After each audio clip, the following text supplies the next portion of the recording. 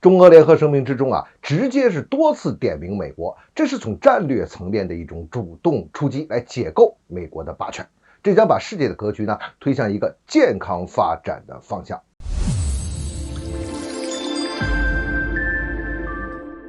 欢迎来到张斌观察，我是张斌。这次中俄联合声明这个意义可谓说是非常的重大，释放出来一个主动出击的战略事态。注意这是一个战略上的一个重大转变，而不再是策略上的一个应对。而且这里边我们要注意，我们是多次的点名了美国，而且明确的提出了反对，这个反对的东西也是很多。你比如说我们注意看其中几点我们直接点名美国的，你比如说点名他这个亚太奥库斯，围堵中国的这个和澳大利亚、英国、日本搞的这套所谓的要搞亚洲小北约这一套东西，这其实就是在破坏地区的安定和和平。那第二一个，我们特别点名了美国在搞这个它境内境外的生物军事的行动，而且要点名他要特别的遵守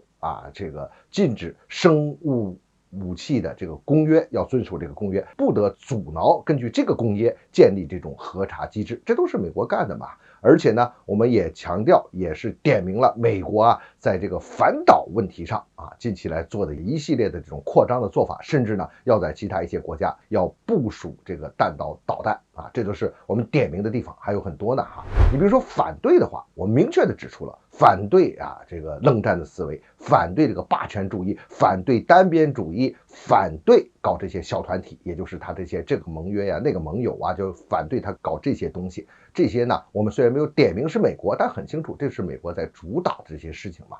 那通过这次的中俄联合声明可以看到我们要进行的这种战略上的转变它不是一个要打，不是说我为了这个对抗，为了这个和对方开打而去做的，而是要拆，是什么呢？就是拆掉美国的这种霸权体系，去解构这种霸权。那根本目的我们是为了追求和平。因此从这个角度来讲，中俄的这一次合作，这次合作的加深你说是一个历史的大变局的一个开端也不为过。我们常说这个大变局这个事情，很多人可能不太理解从这一点上我们可以看出来现在就确实正在进入一个历史性的大变局的开端的这么一个阶段。这个呢，在某种意义上来说，咱要往高里说它是一个大陆文明对把持了几百年的这个所谓昂萨海洋霸权的一次冲击、解构和对它进行纠偏。我们来看这个几点你比如说咱们这个主动出击的这个地方其实这是一种战略层面的一种撼动它有更高的一个高度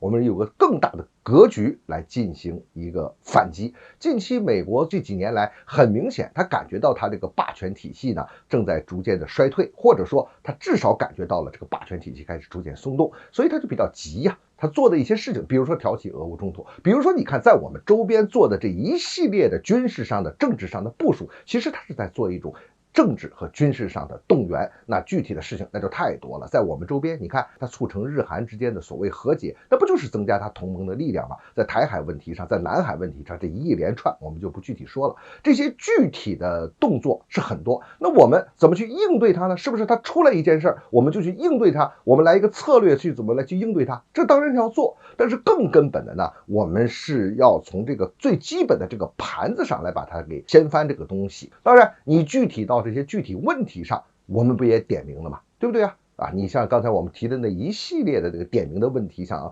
奥普斯的这个事情像美国要搞这个生物军事化这一套东西美国要扩大反导要部署弹道导弹，这个我们都一一指出来了。这就是说在大局上我要给你揪这个偏，那具体问题上我会一一应对，话咱们说在明处。所以说到底之后我们中俄这个联合声明体现出来的一个根本的东西，就是我们还是要追求和平。我们要是